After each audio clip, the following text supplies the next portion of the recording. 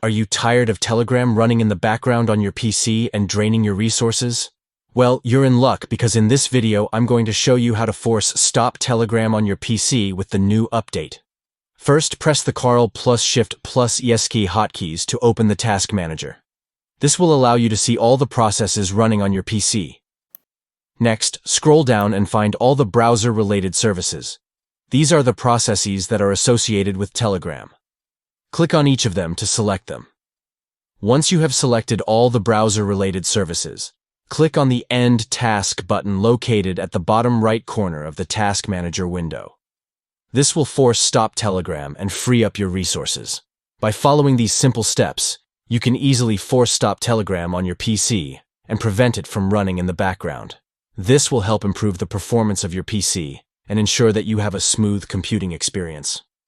So the next time you notice Telegram hogging your resources, remember these steps and force stop it to reclaim your PC's performance.